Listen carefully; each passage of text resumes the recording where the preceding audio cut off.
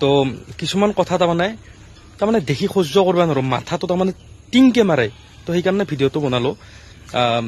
এই যিটো মেনেজাৰ সিদ্ধাৰ্থ, তাৰ নামটো একচুৱেলি নাম ল'বা মুখত নামটো নাহে। তাৰ অসমীয়া ভাষাত বহুত ধুনীয়া ধুনীয়া শব্দ মোৰ মুখত আহে, কিন্তু মই নকওঁ, কাৰণ কিয় বৰ্তমান কিবা এটা কলি হয়তো হঠাৎ জেলত ভৰাই দিব লৈ যাই ফেলে, কাৰণ মাত মাতা মানুহখিনিকতো পাৰাক লাগি জেলত ভৰাবাই চেষ্টা কৰি আছে। গতিকে সেইকাৰণে ভয়কে ভিডিঅ' বনাব লাগিব আজিকালি।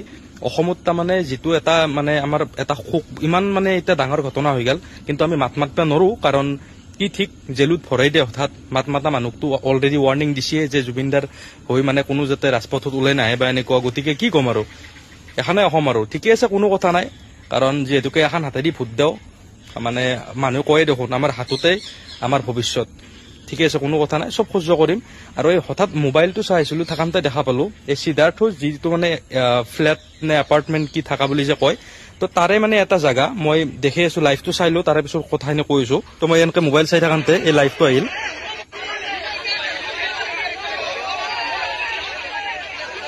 অৰ্চিড হিল ভিউ নামটো। তো কথাটো হ'ল এনেকুৱা, এই লাইভটো মই প্ৰথমৰ পৰাই চাইছিলো, ইমান মানুহ নাছিল তাতে আশে পাশে থকা মানুহখিনিয়ে আছিল, ধৰি লও তাৰে ওচৰৰ মানুহখিনি। কিন্তু তাতে পুলিচ CRP এনেকৈ নুমাই দিলে, যিকেইটা মানুহ আছিল তাতকে ডবলো নহয়, ট্ৰিপল পুলিচ CRP নুমাই দিলে। সেইখিনি জেগা আমি এনেকুৱা টাইপ মনত অনুভৱ হ'ল যে সেই জেগাখিনি কিজানি আমি সংৰক্ষিত কৰিব লাগে নেকি, সংৰক্ষণ দিব লাগে নেকি আমি জেগাখিনি। সেই এপাৰ্টমেণ্টটো চাগে ভৱিষ্যতে আমাৰ কিবা ডাঙৰ কাম আহিব নেকি, এনেকুৱা টাইপ মনত ভাব হয়। নাজানো কিহৰ কাৰণে এনেকুৱাকে পুলিচ CRP এপাৰ্টমেণ্টৰ সন্মুখত নুমাই দিছে, কিজানি তাতে যিমান চিৰিয়াছলি পুলিচ CRP ইমান ইনষ্টেণ্টলি নুমাই দিছে, সিমান ইনষ্টেণ্টলি যদি কেছটো ইনভেষ্টিগেট হলৈ চাগে হয়তো সঁচা ঘটনাখিনি এটা এটাকেতো তথ্য আহি আছে, যেন কিবা চিনেমাৰ ট্ৰেইলাৰহে।